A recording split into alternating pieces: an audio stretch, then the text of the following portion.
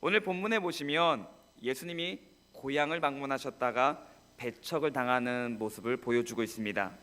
심지어는 오늘 말씀 후반절에 보시면은 예수님을 이제 낭떠러지기까지 몰고 가서 예수님을 어찌 보면 이제 죽이려는 의도인 거죠. 낭떠러지까지 밀어붙인다면은 떨어지면 살 수가 없겠죠. 죽이려는 의도까지, 죽이려고까지 했던 사람들이었습니다. 그러니 그런 모습 속에서 예수님의 마음은 어떠셨을까요? 저는 수원이 고향입니다. 그래서 저도 만약에 사역하는 가운데 그런 모습이라고 한다면은 다른 지역도 아닌 수원에서 그런다면은 더 큰 상처가, 마음의 아픔이 있을 것 같습니다. 예수님은 완전한 하나님이시지만 또 완전한 사람으로 이 땅에 오셨습니다. 그리고 예수님은 또한 우리처럼 똑같은 시절을 보내셨습니다. 그러니 그런 고향에서 그런 대접과 그런 처분을 받는다고 할 때 마음이 어떨까요? 너무나 아프겠죠. 이건 우리가 입장을 바꿨을 때도 동일한 마음일 것입니다. 예수님이 이 땅에 오셔서 또한 이제 공생의 사역을 하시는 중에 가는 곳마다 예수님은 기적을 보여주셨습니다. 하나님의 살아계심과 또한 병든 자들을 고쳐주셨고 귀신 들린 자들의 귀신을 쫓아내 주시며 문제를 해결해 주셨습니다. 하나님의 기적과 권능을 나타내셨습니다. 자, 그런데 고향에서만 안 됩니다. 고향에서만 지금 역사가 일어나지 않고 있습니다. 왜 그랬을까요? 왜 예수님의 능력이 약해져서 그런 걸까요? 아니요. 예수님에게 문제가 있는 것이 아니라 예수님을 배척하는 사람들, 그들이 받을 준비가 되어 있지 않으니까, 받을 마음도 없고 마음을 꽁 닫고 있으니까 예수님이 기적도 행하지 않으시고 또한 그들에게 나타나지도 않았던 것입니다. 그래서 예수님께서는 그런 고향 사람들에게 이렇게 말씀하십니다. 구약 시대를 보면 사렙다, 시돈 땅에 있는 이 사렙다 이름 없는 과부와 또 이방의 수리아 땅에 나아만만이 하나님의 능력을 경험하며 문제가 해결받았다라고 말합니다. 이스라엘 사람들 중에 한 명이 아니라 이방 사람들, 그들이 하나님의 능력을 경험했다라고 이야기하니까 고향 사람들은 더 화가 납니다. 뭐야? 그럼 우린 뭐야? 하면서 더 웅성웅성대면서 더 화가 나는 것이죠. 자, 그러면 왜 예수님께서는 이렇게 말씀하신 이유가 무엇일까요? 환영도 안 하는데 그들과 어떻게 잘 지내보려고 하는 것이 아니라 그들이 듣기에 그나마 우리 안에서 누구 그래도 뭔가 좀 잘 되지 않습니까? 이것이 아니라 우리 안에서, 우리 공동체 안에서가 아니라 공동체 밖에 있는 이방인들, 더욱이 유대인들에게 이방인들은 그냥 다른 나라 사람 이 정도 의미가 아니잖아요. 구원받지 못하는 하나님의 백성이 아닌 완전 천대하고 가까이 할 수 없는 이방인들입니다. 그런데 그런 이방인들 가운데 하나님의 능력을 경험했다고 하니까 가만히 있을 수 없게 되어지는 겁니다. 그런데 예수님께서 다른 여러 가지 사람들 중에 이 두 사람을 보게 되어지면, 이 두 사람의 형편과 처지를 보게 되어지면 다릅니다. 한 사람은 둘 다 이방인입니다. 그런데 한 사람은 여자고 한 사람은 남자입니다. 그리고 여자는 생활적으로도 어려운 과부입니다. 그리고 또 한 사람은 이방인이면서 남자면서 권력과 명예와 물질을 많이 소유한 장군입니다. 즉, 한 사람은 세상 사람들이 말하는 것처럼 하나님의 저주를 받아서, 당시의 유대인들 사회 속에서는 여인이 혼자 된다라는 것은, 또한 질병을 얻는다라는 것은 하나님께 저주를, 하나님께 죄를 지어서 하나님의 심판을 받는다라고 생각을 했습니다. 심지어는 아이를 못 낳는 여인들은 하나님의 징계, 하나님의 심판, 하나님 앞에 죄를 지어서 하나님 앞에 벌을 받는 것이다라고 했습니다. 그렇게 스스로도 그렇게 생각할 정도였습니다. 이것이 유대인들의 사회의 모습이었습니다.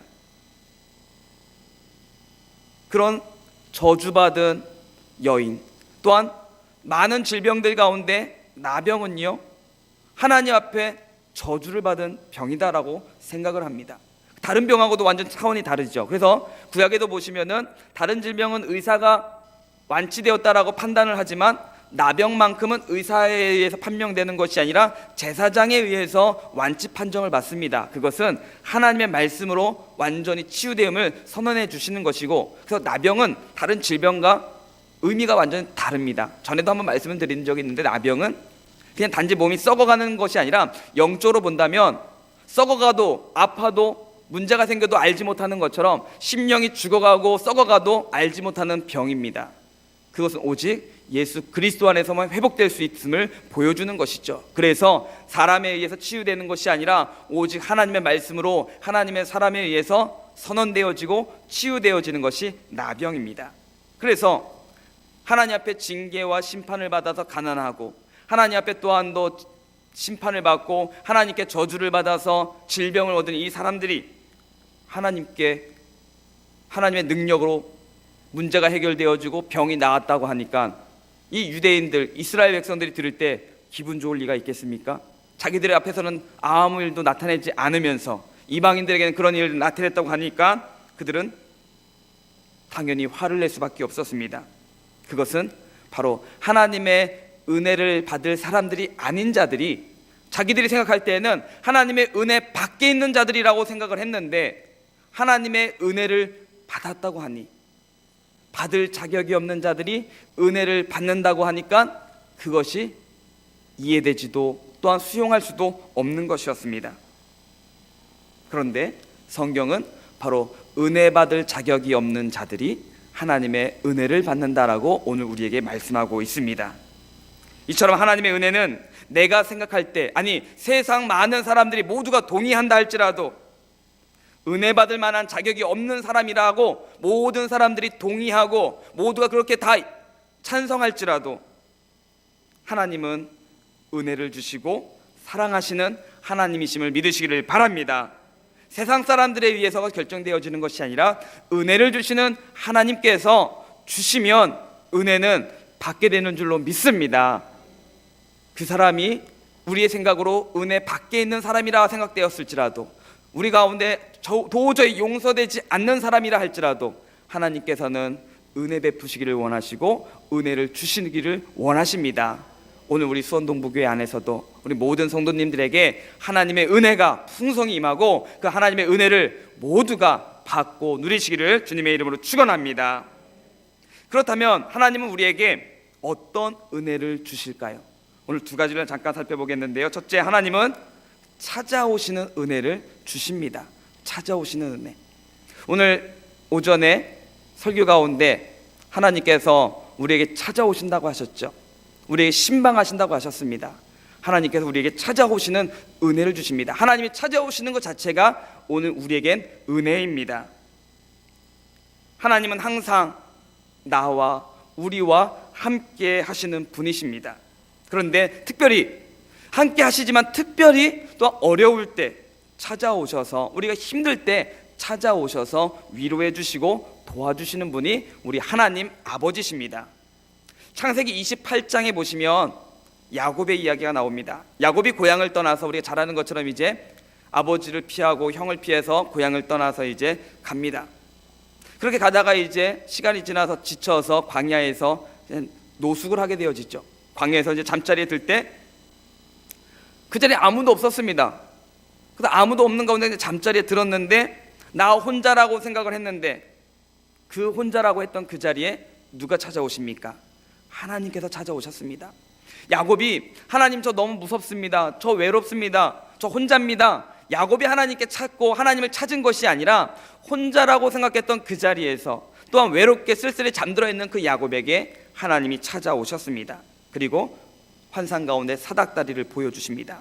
하늘과 땅 사이에 사닥다리가 놓이고 천사들이 오르락 내리락 하는 가운데 하나님께서 야곱에게 말씀하십니다. 나는 아브라함의 하나님이다. 아브라함의 복을 이제 너에게 주기 위해서 내가 너와 함께 할 것이고 네가 돌아올 때까지 내가 너를 지켜줄 것이다 라는 약속을 주십니다. 야곱이 하나님을 찾은 것이 아니었습니다. 하나님을 귀찮게 하고 하나님께 먼저 부르짖는 것이 아니었습니다. 외롭고 어려워하는 이 야곱에게 하나님이 찾아오시고 그에 필요한 것 하나님께 다 아시기에 먼저 약속해 주셨습니다. 그리고 그에게 위로해 주시며 약속해 주셨습니다. 그리고 창세기 32장에 보시면 이제 야곱이 하나님의 은혜 가운데 돌아오게 되어질 때 어려운 난간의 문제가 생기죠. 에서가 400명을 이끌고 자기를 찾아오고 있다라는 이야기를 듣습니다.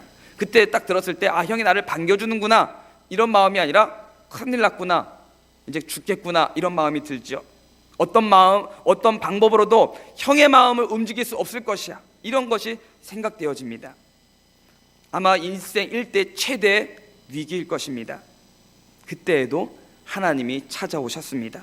하나님과 야복강에서 씨름을 한 야곱은 이렇게 말합니다. 내게 축복하지 아니하면 가게 하지 않겠습니다, 놓지 않겠습니다라는 겁니다. 찾아오신 주님을 그냥 슬쩍 쳐다보고 마는 것이 아니라 찾아오신 주님을 어떻게 해요? 꽉 붙들었습니다. 놓지 않겠습니다. 주님, 이거 해결해 주시지 않으면 놓지 않겠습니다. 꽉 붙들었습니다. 오늘 우리 또한도 찾아오신 주님을 놓지 않고 만나고 주님을 통하여 해결되어지는 복된 삶이 되시기를 소망합니다. 야곱이 하나님을 놓지 않았을 때 문제는 하나님께서 해결해 주셨습니다. 그래서 야곱은 승리하는 인생을 살았음을 믿으시기를 바랍니다. 야곱이 잘해서가 아니라 하나님께서 찾아오시고 만나주시고 그 만나주신 하나님을 야곱이 꼭 붙들었을 때 하나님께서 그의 모든 문제 또한도 해결해 주셨습니다. 그러므로 오늘 우리들도 우리와 함께 하시는 주님을 꽉 붙드시기를 소망합니다. 하나님은 우리가 어려울 때, 우리가 항상 언제나 우리를 지켜보시지만 우리가 어려울 때 더 특별하게 찾아오시는 분이십니다. 괴롭고 힘들 때 세상 사람들은 어떻습니까? 위로하지만 본인에게 이것이 자기에게도 그런 어려움이 다가올 것 같으면은 한 발자국 물러서는 것이 사람의 본능입니다. 도와주더라도 멈칫하죠. 이게 나에게 어느 정도 손해를 줄까?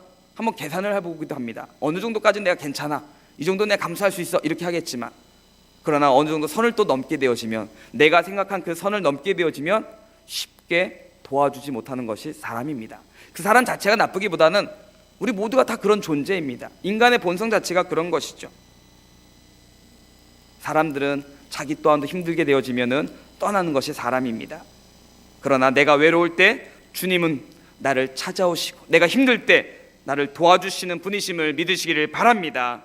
오늘 성경에도 보시면 사렙다 과부가 나옵니다. 열왕기상 17장에 보시면 나오는 사건이기도 한데요, 엘리야 선지자가 이 사렙다 과부를 찾아갑니다.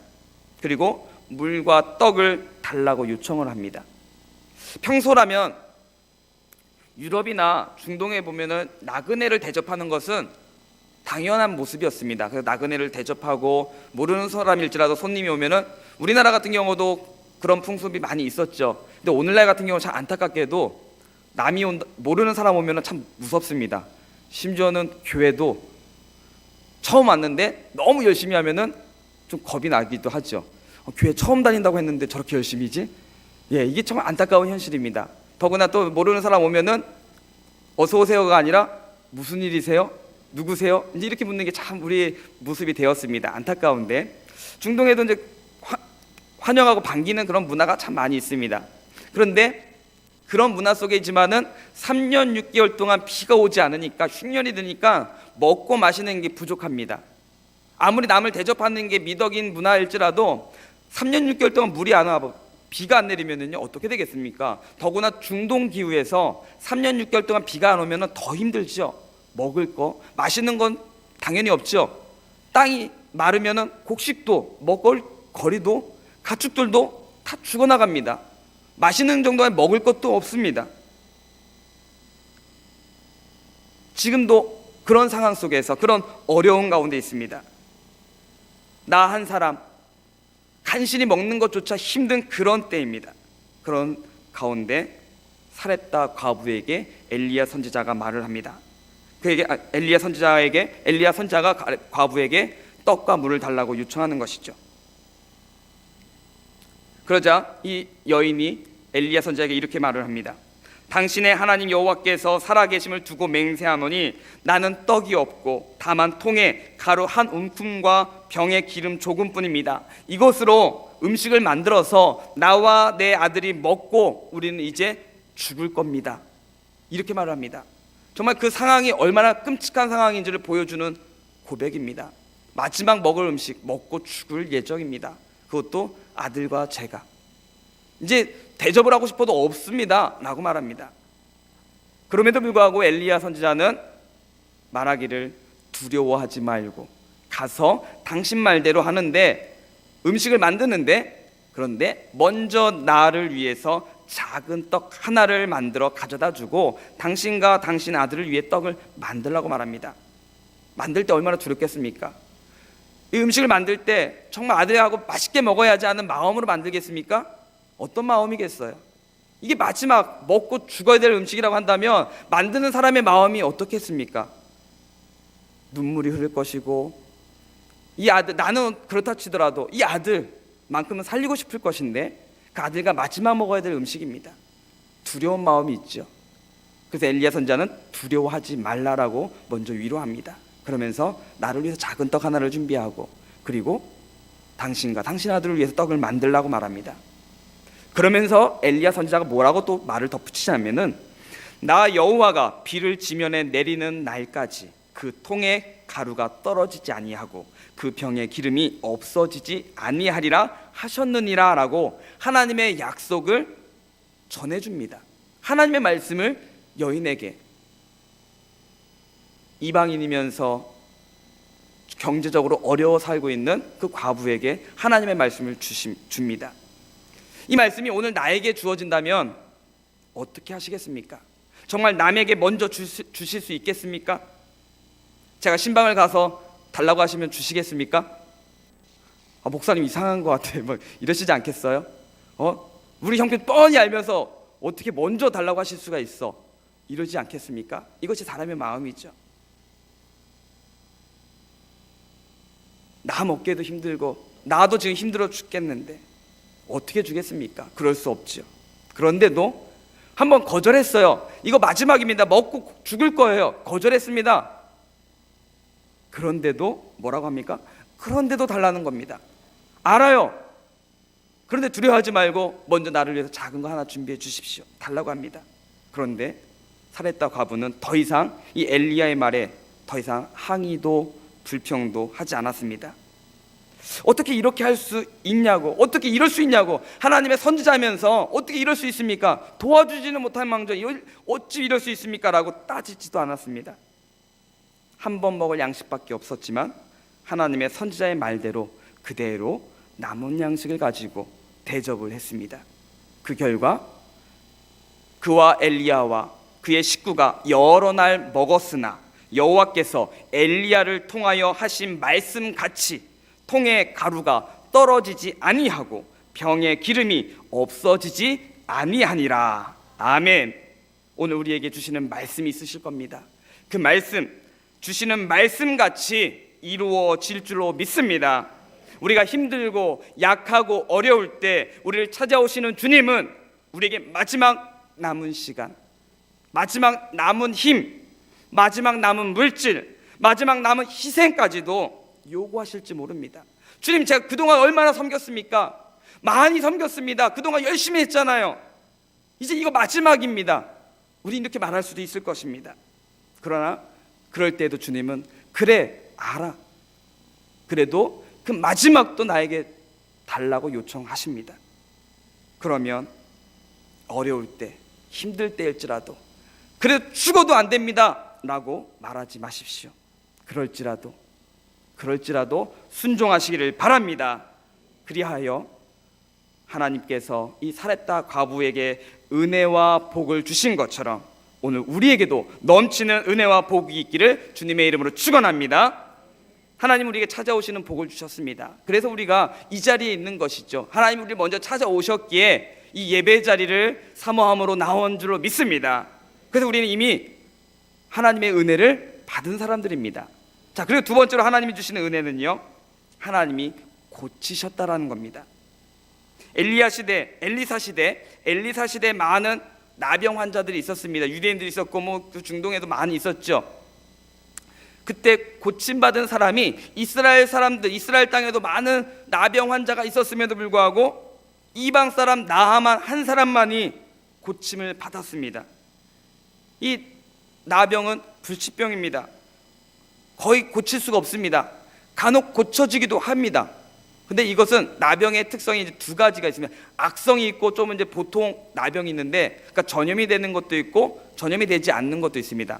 이제 그런 부분에서는 좀 나눠지기도 하는데, 그런 나병일지라도 하나님께서 어떻게 하십니까? 치유하시고 건강하게 해 주셨습니다. 사렙다 과부는 가난했습니다. 그러나 하나님께서 그 가난을 해결해 주셨습니다. 나아만 장군은 남들이 부러워하는 모든 것은 가지고 있었지만 육신의 질병으로, 그 영혼의 질병으로 그는 살아도 살아있는 것이 아니었습니다. 그러나 하나님께서 고쳐주셨습니다. 창세기 17장 1절에 보시면 하나님께서 아브라함에게 나타나셔서 말씀하시기를 나는 전능한 하나님이라 라고 말씀하셨습니다. 우리도 찬양할 때 하나님은 전능하십니다 라는 고백을 합니다. 여호와 하나님이십니다, 온 우주 만물의 창조주 하나님이십니다 라는 고백을 합니다. 그런데 그 하나님께서 100세 아브라함에게 아들을 주셨고, 아브라함은 그 하나님이 전능하신 하나님이심을 경험했습니다. 100살의 아들을 낳을 수 없죠. 자신도 그렇지만 아내 사라 또한도 마찬가지입니다. 그런 가운데 하나님이 아들을 약속하신 대로 주셨습니다. 그래서 아브라함은 하나님이 어떠신 하나님인 줄을 그는 믿었고 확신했습니다. 그래서 그 아들, 약속으로 주신 그 아들을 제물로 바치라 하나님이 말씀하셨을 때 아브라함은 고민하지 않았습니다. 밤새 아내 사라와 우리 어떡하지? 우리 밤새 한번 기도합시다, 이렇게 하지 않았죠. 아내와 상의도 하지 않았습니다. 아브라함의 아들이면 사라의 아들이기도 하잖아요. 그럼 아내하고도 상의를 해야죠. 하지 않습니다. 아침 일찍 하나님이 말씀하신 땅으로 가서 하나님이 말씀하신 대로 이삭을 제물로 바치려고 합니다. 아브라함이 왜 이렇게 할 수 있었을까요? 왜 이렇게 순종할 수 있었을까요? 그것은 하나님의 말씀대로 내가 이 아들을 하나님께 죽이면, 순종함으로 제사를 드려서 이 아들을 죽이면 아브라함은 하나님께서 다시 살리시게 하실 것을, 없으면 다시 주실 것을 아브라함은 믿었습니다. 왜요? 하나님은 전능하신 하나님이심을 아브라함이 믿었기 때문입니다. 이 믿음으로 아브라함은 하나님께 복을 받았습니다. 오늘 우리 또한도 우리가 믿는 하나님이 전능한 하나님이신 줄로 믿습니다. 전능하다라는 것은 완벽한 겁니다. 모든 것을 할 수가 있습니다. 그 하나님이 나의 아버지십니다. 그 하나님 아버지가 나를 찾아오십니다. 그리고 그 하나님께서, 그 아버지께서 나를 고쳐주실 줄로 믿습니다. 전능하신 하나님 아버지께서 우리의 필요, 우리의 문제 채워주시고 고쳐주셔서 온전케 해주실 줄로 믿습니다. 미국의 많은 대통령 가운데 지미 카터라는 분 들어보셨죠? 미국 역사상 많은 대통령들 가운데 제일 인기 없는 대통령이라고 합니다. 근데 이분은 엄청난 기독교인이에요. 신앙생활 정말 열심히 하신 분입니다. 그런데 대통령으로, 미국은 이제 재선을 할 수 있잖아요. 하는데 재선을 했는데 이제까지 중에서 제일 저조한 득표로 재선에 실패합니다. 재선을 위해서 또 가진 재산들을 다 썼는데 다 안 된 거예요. 경제적으로도 어려운 시기를 당하게 되었습니다. 그러니까 좀 명예적으로도 좀 그렇잖아요. 직전 대통령이 큰 표차로 떨어졌으니 그러면 그 전에 내가 대통령으로 일한 것이 사람들에게 인정을 못 받게 되는 거죠. 명예적으로도 참 좋지는 않을 것입니다. 그러니까 우리가 볼 때는 참 안 된 것처럼 보여집니다. 그런데 이 지미 카터 전 대통령은 그것에 연연하지 않았습니다. 창피하다, 아 사람들이 나 좋아하지 않는구나, 사람들과 이제 멀리 있어야 되겠구나, 그냥 혼자 조용히 지내야 되겠구나, 이렇게 살아가는 것이 아니었습니다. 많이들 아실 겁니다. 이 지미 카터 대통령이 이제 대통령이 안 된 다음부터는 전 세계에 분쟁이 되어지는 곳마다 찾아가서 그 분쟁되는 곳을 좀 애써서 해결하는데 힘을 다한 사람이었습니다. 자기에게 이익이 돌아오는 것이 아니었습니다. 오히려 자기가 대통령 시절 때 많이 분쟁이 되었던 나라들일지라도, 예를 들면 에티오피아, 소말리아, 하이티 또는 북한 또는 쿠바와의 그런 분쟁 지역에 직접 생명의 위험을 받을 수도 있는 곳에도 직접 가서 그곳의 문제를 직접 보고 알리고 보여줌으로 인해서 해결하기 위해서 힘을 다했던 사람이 지미 카터입니다. 그분이 우리나라에도 오신 적이 있었는데 오셔서 이런 말을 한 적이 있습니다.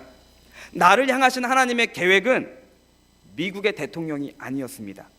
우리는 그것이라고 말할 것 같아요. 하나님이 나를 대통령으로 세우셔서 하나님의 일을 하게 하실 것 같습니다.